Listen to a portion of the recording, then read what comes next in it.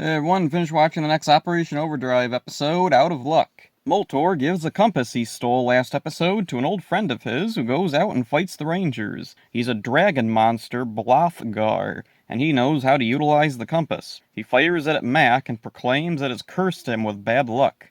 Mac doesn't believe in bad luck, and when several unlucky events befall him, he brushes it all off as coincidence. The other Rangers each gather up their own lucky charms to give him. Dax has a lucky shirt, Ronnie has lucky socks that she hasn't washed in 5 years, Will has a lucky scarf, Rose has a lucky sombrero, and Tyzon has a lucky potted plant. He grew it himself. Mac accepts them after quite a few more incidents. He's starting to believe in bad luck after all. Moltor leads Blothgar to a special area to power up the compass. The Rangers confront Moltor and Blothgar. Mac has on all the various lucky charms. The bad guys all laugh, but Mac is confident the lucky charms will help. Unfortunately, he falls off a cliff, gets hit by an inexplicably rolling boulder, and struck by lightning. Mac gets the upper hand and uses the charms against Blothgar. A sock gets stuck to his claw, he gets tripped with the scarf, and gets the sombrero stuck over his eyes. Mac gets the compass and defeats Blothgar. Rose taps into the compass's power and reverses Mac's bad luck. Moltor makes Blothgar grow, but the Rangers defeat him for good using the combined power of their Zords. At the mansion, Mr. Hartford and Spencer are confused as to how bad luck could affect Mac. The Rangers relax by playing some pool when Spencer comes in with Ronnie's socks and says they smelled, so he cleaned them. Ronnie is mortified.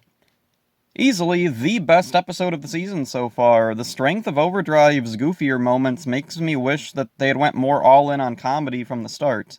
When I look back at the previous episodes, the goofy stuff is what stands out as the strongest. Blothgar pronounces the word compass weird. In North America, the standard pronunciation is compass, but he pronounces it compass. Compass! Weird thing with Blothgar, it's implied that he just lives on Earth. He's an old friend of Moltor and only came to see him because he sensed the compass. Moltor doesn't turn out to be that nice of a friend, though, when he kicks him into lava to initiate his giant form.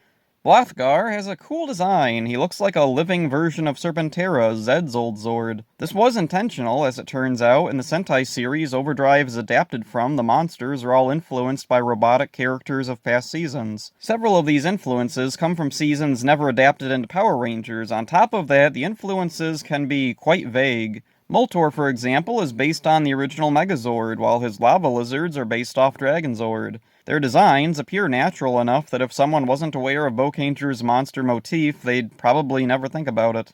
Blothgar is the first monster that really resembles a robot Zord that's relevant to Power Rangers. Blothgar has a cool voice provided by Charlie McDermott. I love his line delivery when insulting Ronnie's socks. I guess your socks, and by the way, they do stink! Charlie McDermott was Hecatoid previously in Mystic Force and would go on to provide voices in nearly every other season produced in New Zealand. Most notably, he was General Crunch in RPM, both voices, and Biggs in Megaforce. He's mainly a theater actor and even owns his own theater in New Zealand. Ranger Wiki provides an IMDb link, but it leads to a different Charlie McDermott. The lucky charms the Rangers give Mac are interesting.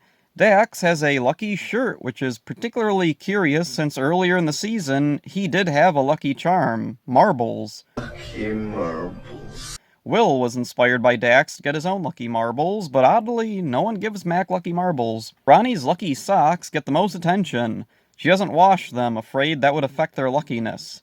The downside is that they smell horrible. This does turn out to be a good thing, though, since they distract Blothgar. Mac, dressing up in the charms, once morphed, was inspired by a scene from the Bokanger counterpart.